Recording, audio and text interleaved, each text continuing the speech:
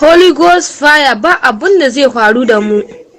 Dole ne wasu abubuwan da ya kamata ku tura muna ba wai an yi group din ga don ture abubuwan banza bane fa.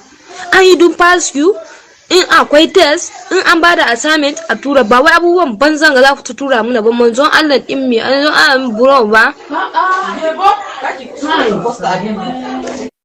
Manzo Allah sallallahu alaihi wasallama kashe shi ake yi ko da mutum ya tubar sai dai ta amfani shi a lahira amma a duniya kashe shi ake yi.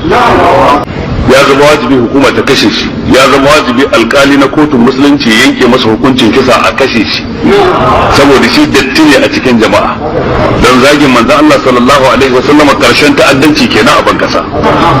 An gane ko da mutum ya ce ya tuba alkali ba zai ce an yafe kisan ba, sai a ce to wannan tuban ta maka amfani a lahira watakila, amma dai a nan sai mun kashe ka dan kar wani ya kara zagin manzon Allah.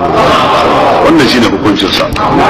Idan ba a yi masa wannan ba kuma to kenan bai halatta mutane kuma su ranka mu'amala da shi ba, bai halatta ba shi aure ba. In yana aiki karkashin ka kamata ka kore shi, ba da wani amfani. Datti ne shi, bai kamata kana zama da shi wuri ɗaya ba. Bai kamata ma a rinka masa magana ba ko ya masa sallama. A mutumin da baya ganin annabinka da kima to kai kuma wace kima zaka bashi, wace daraja zaka bashi? Dan Allah a wajen ku akwai wani abu mai kima mai daraja da ya wuce manzon Allah?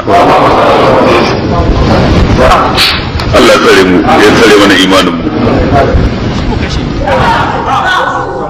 Allah ya gafarta mu wani yaro na. Kuma labari gwamnatin jiha ta samu bayani akan abin da ya faru yau a kwalejin ilimi ta Shehu Shagari da ke nan Sokoto, a inda ɗaya daga cikin ɗaliban makarantar ta rasa rayuwarta.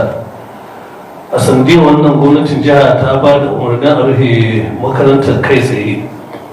Sa'annan kuma mai girma gwamna Right Honorable Aminu Ziri Tambuwal Mutawallan Sokoto ya umarci ma'aikatar ilimi mai zurfi ta jiha da hukumomin tsaro da ke a wannan jiha da su fara binciken sanadiyar wannan mummunan al'amari da ya faru kai tsaye domin a tabbatar da abin da ya faru kuma su kawo rahoto ga gwamnati ba tare da bata lokaci ba.